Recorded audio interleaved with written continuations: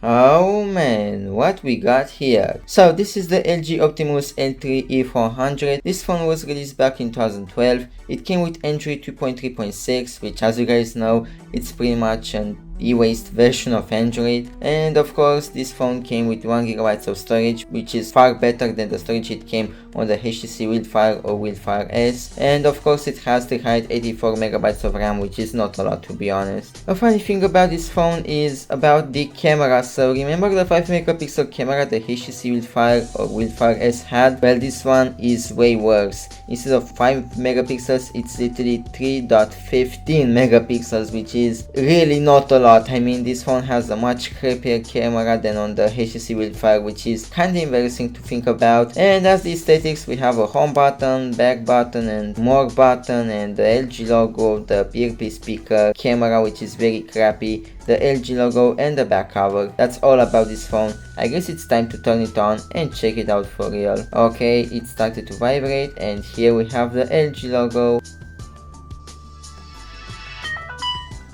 That sound reminds me of Playrock124's grocery store video with the LG phone where he broke it for some reason. But yeah, anyways, the phone seems to boot up, and here we are at the lock screen. I really can't wait to custom ROM this phone, because guess what? I am actually gonna custom ROM this phone, but not before we review it first. So you know what? Let's go through some features of this phone. One thing I can say about this phone is that it is in fact a bit laggy. Just sometimes, not all the time, but it is a bit laggy. The first thing that I wanna see is the camera quality, to be honest, because 3MP doesn't sound too great. Yeah, so the camera quality is not that great. I think you guys can really tell. At least one cool thing that I can see is that we can at least zoom in, but as you guys can see, it's not great at all. Like, the camera quality is very miserable on this phone. But at least we can do something that on the HTC Fire we can't. Oh yeah, we can finally take pictures instead of having to use a micro SD card for doing that. Okay, so we did test the camera. I just wonder if we can still access the Google Play Shop, which by the way, it seems to be a newer version than the market one that comes on Android 2 in general. So yeah, I guess we're gonna find out if we can actually get some apps. You must add an account. Yeah, oh wait, I pressed the wrong button. You must add an account to the device to continue. Yeah, let's add an account, I guess. Oh, it's pretty much the same screen as on the HTC Wildfire and Wildfire S. That's pretty cool. And now it's time to sign in. I just wanna say the keyboard on this thing is really great. Despite being a small screen phone, it's very easy to type on this keyboard for some reason. Well, I guess it's time for the moment of truth. Sorry, username and password do not match. Please try again.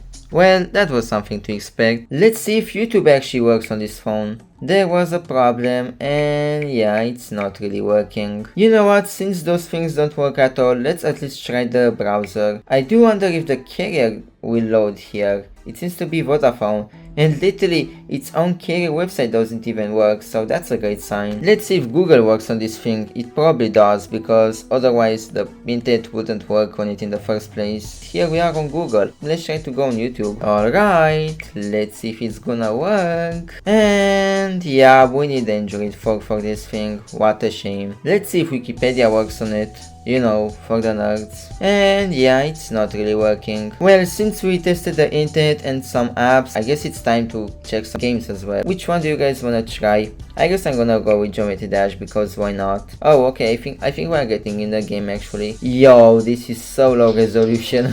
What? Okay, so here it's supposed to say Stereo Madness, it just says S. That's very cool. Nonetheless, let's just play the game.